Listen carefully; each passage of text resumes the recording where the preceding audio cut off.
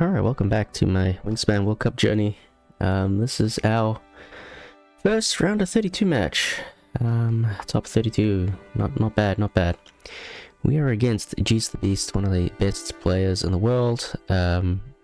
Prolific player on Flan's stream, so if you follow Flan's content, you'll no doubt be aware of him.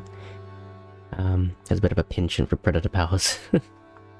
But yeah, no, really good player, and this is actually the first time I'm ever playing him. Haven't run into him in any tournaments yet, so yeah, really fun to play good players like this. So let's see how this game goes. It's been a while.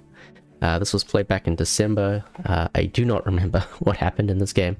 We won the coin toss, we're going first, and immediately I see a main duck in the tray. That is really nice. So immediately I'm thinking we're going to do a main duck game plan here, and I think Eastern Imperial Eagle and Sacred Kingfisher really stand out to me as options here. Sacred, like the main thing with we got bird counter, that's really nice as well. So main duck gameplay is pretty fun. I really like the main duck. I think it's one of the best starting birds in the game with its wild food cost and really powerful power. The ability to just take wetlands actions and get resources is just very strong. If the main duck's weaknesses, or what it wants to find rather, is it wants to find an egg layer, and it wants to find additional food if possible. Additional food's not necessary, but it's helpful. I think the Sacred Kingfisher could do that. Every time my opponent takes food, we have a very high chance of getting a complementary resource. By complementary, I basically mean non-seed, which could very much help us get some of these birds down. Let's say I've got to play like a barn swallow, which is a single worm cost. It's either 2 seeds or 1 worm, and maybe the Sacred Kingfisher is going to allow me to do that. So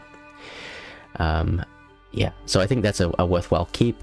Eastern Imperial Eagle is always good in wetlands tucking engines. I think very strong.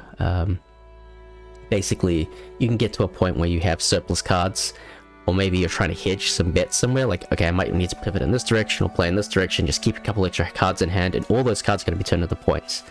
But you don't have to commit to any decision until, much later on in the game. So it just affords you that little bit of flexibility, so another really strong bird to have.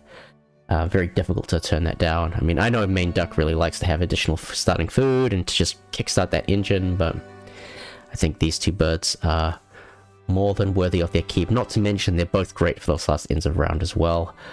Rat and fish food cost, definitely things that we're able to achieve with these guys that we might not otherwise be able to achieve.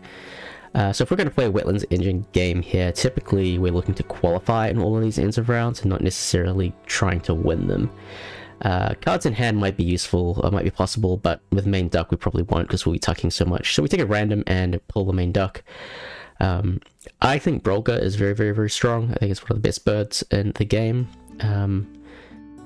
But I don't really want to be giving away infinite eggs to my opponent, so that may not be the best choice for me. And I wouldn't mind if my opponent plays Brolga, actually, and gives me a couple free eggs. That would be very helpful. So we're going to play Sacred Kingfisher first. I don't really think it matters if we do Duck Kingfisher or Kingfisher Duck. I think with 2 nectar in the feeder, there is a possibility my opponent might just grab those. So I just want to have the Sacred Kingfisher in place just to pick up any food that we can. Like every food's going to be super valuable for us. Like any additional food can really accelerate what we're doing. So I'm very much okay with getting that down first. And then we can play this main duck. And then we can start our drawing. Our opponent plays Purple Martin. That's exactly the kind of bird I want. Bird counter bird. Engine component for this wetlands. We could really just accumulate a lot of value out of that, but alas, not to be this game. It's one less option for us. I mean, it's not the best option. We are really looking for an egg source, so try to find that. My opponent's taken Brolga, fair enough. They don't want to combo those two things together. I wasn't really looking at it anyway, but it is what it is. Just tuck the 1 card at this stage. I think with main duck, you don't want to be tucking as much as you can until much later in the game. At this point, it's important to tuck something. And I'm only seeing 2 cards a turn, so what we're going to do is we're going to draw cards and then tuck the worst card that we have.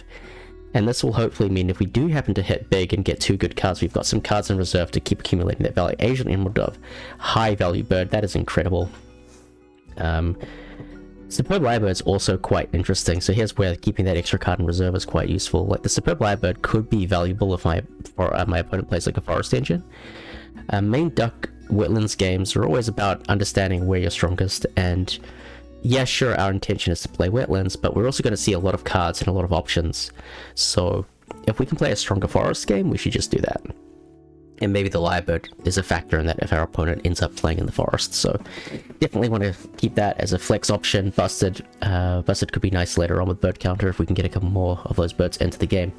But for now, we're going to take food and get this Emerald Dove into the game.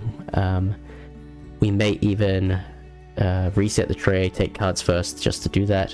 I think Asian Emerald Dove is really strong for us here. It is a 10-point play to play it into our grasslands. It gives us 2 turns worth of laying eggs. These Wetlands engines, they need to lay eggs 3 times to get 6 eggs so that we can... oh, very nice. So that we can fill out the columns. So getting 4 of them by playing a bird is really nice. This Whitestalk and Woodstalk are both really good. So while the Woodstalk is not... an engine birds per se, we're still kind of keeping our options open. We don't even tuck there, actually. That's kind of interesting. We do want to keep our options open because, again, we don't have those killer Wetlands components just yet, so there's every chance we may have to pivot into the forest, make use of this Lyrebird, and in that case the Woodstalk becomes quite strong. Plus it's good for the last end of round, so we'll keep that in our back pocket and see what happens. So we'll get the Emerald Dove into the game, make sure we don't lose our nectar. And I'd say it's a pretty good round 1, honestly. We have the promise of additional food in this Kingfisher. We've got plenty of eggs thanks to this Emerald Dove. We can play out to column 3 in our Wetlands without having to find a egg source, which is nice. We got some really strong cards in hand as well. So Woodstalk for the pivot, Whitestalk we might end up playing early just so we can see more cards. I think that would be really smart. Lyrebird in case we have to pivot. Busted and Eastern Imperial Eagle both high value plays later on in the game, but still fairly open and flexible. We may not end up sticking in this Wetlands. We are not finding the pieces we need to be finding. That's okay. Not at the end of the world. Clearly Jeast has something to think about. They've spent this entire round drawing, more or less. So they have lots of cards in hand, and they must have tried to form a strategy. It smells very Raven-y, if I'm going to be perfectly honest with you. It really, if you've got to draw that much in round 1 and not really commit to anything. Oh, they played Rough. Okay, that's really nice. Rough is fantastic for this first end of round. You accumulate a ton of cards, and then the Rough provides continuing value from that, so really great synergy there between the end of round and the bird. You love to see that. That's, you know, exactly why we kept the Eastern Imperial Eagle. Cooper's Hawk and this Laughing Thrush are up. Not super interesting. We did try and grab some nectar here, but unfortunately didn't come through. We will take fish and worm. That means as long as we get a food off this Kingfisher, we can play either this Whitestalk or this Lyrebird. I mean, I still don't think Forest is the play here, but Whitestalk definitely something that I'm very interested in. Olive-back Sunbird has come in. You don't see that every day. So Pileated Woodpecker, that says go Forest. So maybe we'll do that. Hordwin's Gull says stick in the Wetlands, so I think we're going to do that instead. Alright, that seems way more fun. I don't know about ditching Pileated. I think Lyrebird is probably the better ditch in the situation, but definitely going to play Ordwin's Gull. I think that is a super mega strong bird. Is it better than Whitestalk? Maybe.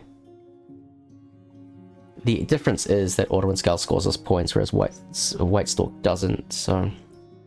And our opponent is using this Sunbacked Olive Bird, so... I think this food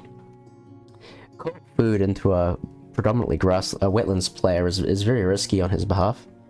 I think, you know, we had this big conversation about this Kingfisher giving us that critical extra food. And we're kind of going to get that by every time they activate the Sunbird, so... Well, maybe this Kingfisher is kind of deterring them from taking food. They haven't taken food yet, by the way. Maybe that's made them want to go into the grasslands and use this co-op food instead. So we're still kind of getting the benefit from the Kingfisher anyway, even though we're not really using it. Lapwing gets played. Very nice. You love to see that. And we'll just pick... And now we have a really interesting choice. There's Whitethroat or this Plover. I think the plover is probably better here. I think the white throat can be a little bit difficult to manage, whereas the plover is exactly the kind of bird that we want to see. That's going to kickstart our wetlands engine. That's going to give us that renewable egg source coming out of the wetlands. Really nice for end of round 3 as well. You'll notice I took the egg off the kingfisher and not the main duck earlier, because we're just thinking ahead to end of round 3. If we did find an egg source, which we did, maybe we're able to keep more eggs in our wetlands, so we've kind of constructed things in that way. But yeah, I think definitely gonna get the plover in, and then maybe this white stork could come in. I don't know. Seems okay to me. I do think white stork and Auto and Skull is pretty marginal. White stork just being 7 points better than Auto and Skull may mean that it means we have to activate Auto and Skull 8 times for it to be worth more than the white stork, and the white stork does allow us to search cards much stronger. But at the same time, maybe I don't want to be flipping this tray all that often. Our opponent is clearly trying to build some kind of grasslands engine, and maybe they don't have the components. They got Housefinch now as well, so maybe we don't really want to flip this tray and give them the opportunity to improve their strategy or find the birds that they need to find. But yeah, no, my opponent's building a pretty decent grasslands engine. We'll see how that works out for them. And we are still getting sunbirds, which is pretty nice. Not getting any nectar yet, which is okay. We are getting that complementary food though, so getting those worms. We will spin the tray. Okay, we will flip the tray, that's fine. Nothing really scary came up. There's parakeets come up, that's nice. Parakeet could copy the lapwing at some point, which seems like a really smart idea. We can get the plover egg. We can keep either of these birds. We're not going to keep them. Maybe I'm hanging on to this lyrebird a bit too long here. We could ditch the lyrebird. But I think there's no need to. I think, again, we've got Eastern Imperial Eagle. Having extra cards is not a bad thing. We can always liquidate them later on in the game. And we're really looking to get to that next wetlands bird in, which is going to be tricky now. Like, it's the end of round 2. We don't really have a candidate for that last position, except this white stork, which I maintain is still probably okay. Maybe if this is a nectar, it is a nectar. I think it would be quite interesting to play this white stork. I don't know. It seems pretty good to me. Goldfinch has come up. Oh, I didn't take the nectar. Super interesting. Considering end of round, I could win the end of round by laying eggs. That would give us, a good shot for both end of rounds. But I think this goldfinch is also good. It's very difficult to make this judgment call, actually. Mannequin's very nice. Mannequin is exactly the kind of bird you want to see in these kinds of situations. I think, yes, the lyrebird can go. We can keep the blue throat. Don't think we're going to play it, but it's nice to have it. Yeah, no, the mannequin synergizes really well with this main duck. It has the seed food type, which is great. And we've got things like Eastern Imperial Eagle and this busted in hand. Both of them are very compatible with the main duck wetlands engine. Busted costing seeds and Eagle costing cards. So since the last end of round is rodents, we'll probably play the Eastern Imperial Eagle and save the busted for our mannequin play. So yeah, mannequin, pretty good find there, I think. Also, no, we did not win the end of round. My opponent won the end of round. I think we have to, if we're going to keep this European goldfinch, we got to take it. Our opponent is just tucking everywhere in all columns, so we might as well reduce the power of that by a point. And it's a bird counter bird, which is very valuable for our bonus cards. So with the busted, you can kind of view every bird counter bird as like +4 on its sticker price, right? So this European goldfinch is really a 10-point bird because of bird counter giving it +2 and then busted doubling that. So that's like quite strong. Plus all the tucks that it's going to accumulate over the rest of the game as well. So that could very easily be a 14, 16, 17, 18 point bird by the end of this game. So actually, let me see. There's 11 turns left in the game. If they do grasslands for half of them, so 6 points. Yeah, 12 plus 4. Yeah, 16-point bird probably at the end of the game on this goldfinch. But yeah, every bird counter bird is like super valuable. I think that's one of the things that this bust is like hilariously good at, is these falconer, food web expert, omni, bird counter type bonus cards, every bird you have gets double the benefit from the bonus card, which is just crazy. You know, it's like disgustingly good. And I know that, like, oh yeah, the gimmick is like ESP and Busted is also extremely strong, and that is absolutely correct. But it is also strong with these kinds of cards as well. Anytime where you've got a kind of an unlimited cap on the birds that you can get, I think that's really, really, really strong. So let's see. Probably thinking about the cockatiel, and then we find common grackle. Fantastic. That is exactly what we want to find. It is a bird counter bird. It can go into our wetlands. It uses the food that we currently have, and it gives us eggs, which we want. We take this tailor bird, and then we have to tuck something on the main duck. Maybe the wood stork could go. I mean, this white stork, I haven't really found the opportunity to play it. Maybe I could have played that earlier. But we've kind of been a little bit distracted by other options available to us, so I think, yes, the tailor bird has to go. We don't have that much harmony in our position either, so probably only good for about 6 points, and we need it to do more than that to justify playing it. Our opponents put Indigo Bunting into the game, which is nice. There's some nice synergy there between Bunting and Sunbird. Sunbird for the feeder control and manipulation, and then Indigo Bunting can kind of clean up some of the pieces in the tray if it happens to be there, or in the bird feeder if it happens to be there. Right, our goldfinch is accumulating value. I think at this point, I think it's worth calling out that Jeast has obviously not found good stuff, because he wouldn't be playing this way if he had good stuff, and he's really trying to make it work. Like, you don't think that a rough sunbird, lapwing, finch, bunting, grasslands is all that scary, but he's really making it work to the best of his ability, and I think it's completely neutralized my sacred kingfisher, and I think it's worth calling out the fact that he's really making the most of a tough situation. I think our wetlands engine has not got off to a crazy start. Like, if I activate it now, I can probably get like 5 to 6 points a turn off of it. Just ballpark math. Maybe 7 if we're lucky. And Jeast is on 5 points with food, so he's not that far off, so he is kind of keeping tempo. The Smew could be quite nice as a bird counter bird. I think that could be quite fun. Plus it gives us a few cards which could be useful. Goodbye, either of you, doesn't really matter. Says Phoebe can go. Oh, we're also getting rid of Smew. Okay, I think getting rid of Smew there might be a bit of a misstep, but it's certainly not the end of the world. I think the Smew would have been worth like 10 points if we played it, which I think is quite good. 4 from Bird Counter and Busted, plus the two cards we get from it, which we can... Oh, and it's actually with 12. I forgot about the cards that we draw. Yeah. Yeah, could have been good, but not to be today. There's only 7 turns left in this game, and we're going to pick up another Nectar. That's kind of nice. So we have to start thinking about how we're going to rearrange all our pieces here. Probably looking at this mannequin to get into the game. Trumpeter Finch could be fun as well. Trumpeter Finch. Major Mitchell's Cockatoo could be nice as well. Oh, we're going to spend the Nectar. Okay. I'm not sure about that, but it's fine. Yeah, Major Mitchell could be nice because, again, it's another bird counter bird that's +4 on that. Barn Swallow, you would have been great a while ago, probably a bit late in the game to play you now. But we certainly have some decent options here. Maybe we should be taking some time to think through all these things, because I think like Trumpeter Finch into Major Mitchell could be quite good.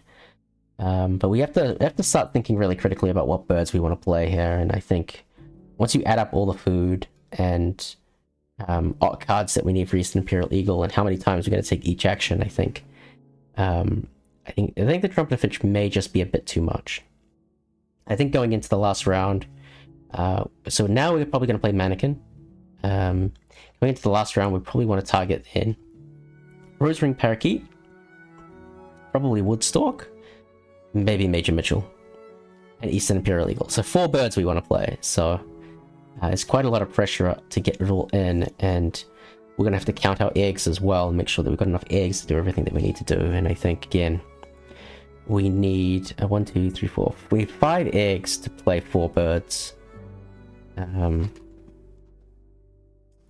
If we play one of them with the mannequin, we're gonna play the extra one. We need 7 eggs. So yeah, maybe we can't play 4 birds. Maybe we can play 3 birds. I don't know. It's gonna be tight. If I was fully focused on playing the game right now, I would probably be doing that calculation, trying to figure out, do we have enough resources to play all of these birds? How many birds can I tuck on the main duck? How many birds do I need to keep in reserve for Eastern Imperial Eagle? How many more times can I do the things that I need to do? One of the things that Jeast is doing really well in a really tough position is taking the end of round goals.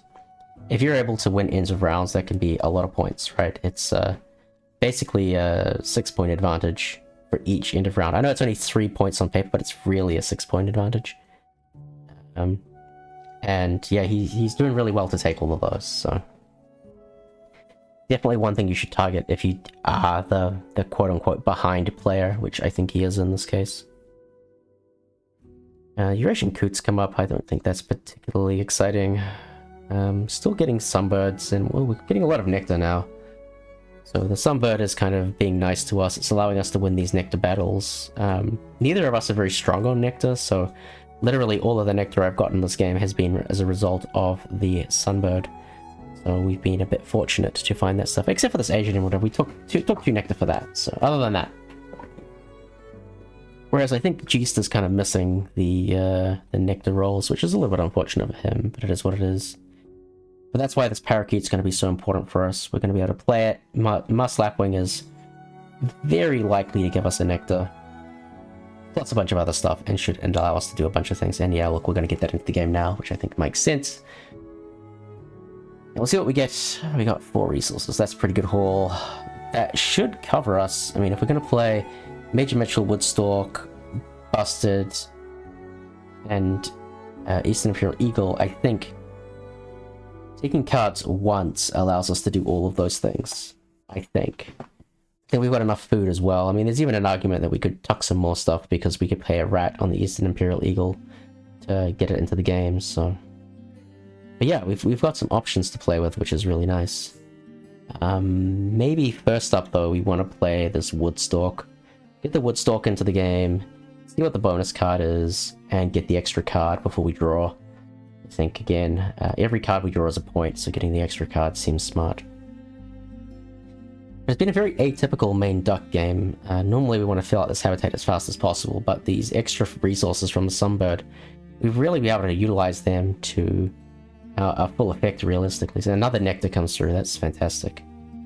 We've really been able to utilize them, and it's really basically given us a license to dig with this main duck, find the powerful birds, and then play them in the right order. So, been very fortunate, very lucky to get that all coming through. I just thinking about how to play this Woodstalk. I think you want to keep 1 more nectar in reserve. I think this ecologist is a fantastic find, by the way. I think in this situation, neither player is likely to have many nectar, so it's reasonable for us to win most of these nectars if we get lucky. They will probably target the forest as their main nectar dump, so to speak, just because there's only 1 in there at the moment. It looks like they took food and probably took nectar with that as well, so that's fine. We'll do our last draw of the game. Let's see what we can find. Maybe there's a sneaky Benelli hiding or something. Not to be. We will tuck our stuff. Mountain Bluebird again. We have to do the math, and I think again we are an egg short, I think. And I think with this Bluebird tuck, I think everything works out nicely. Also, we might be a little bit pressed for food if we don't tuck the Bluebird. Maybe we could have made it work because we could have substituted a card for a rat. But yeah, I think the main concern is just egg cost. If we did the double play, that would cost us 3 eggs, and that means we don't get another turn to play a bird, which would be problematic. That's why that house, not the house finch. No, it is the house. No, it's the other finch. The one that allowed us to double play with an egg cost reduction. That one might have been interesting, simply because it allows us to do more stuff with less eggs. Yeah, our opponent hasn't qualified Forest Nectar yet, so it's pretty likely they're going to dump all 3 there if they can. With our current game situation, that will probably mean they win it.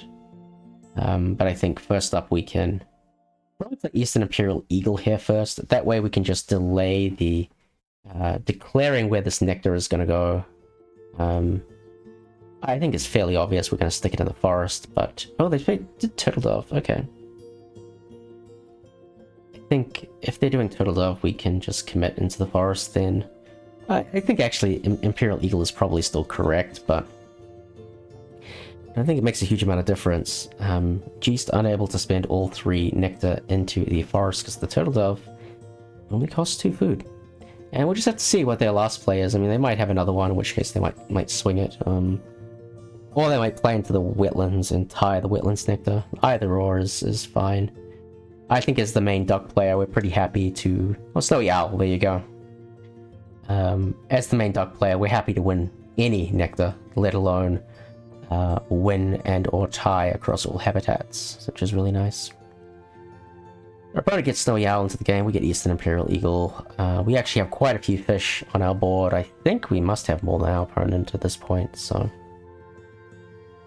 Yeah, pretty atypical main duck game, but you know, we've done what we could. In last play, we'll use this mannequin to get this busted into the game, and we'll copy a 10-point bird counter once all things are said and done. That's quite nice, and yeah, we'll see how things shake out.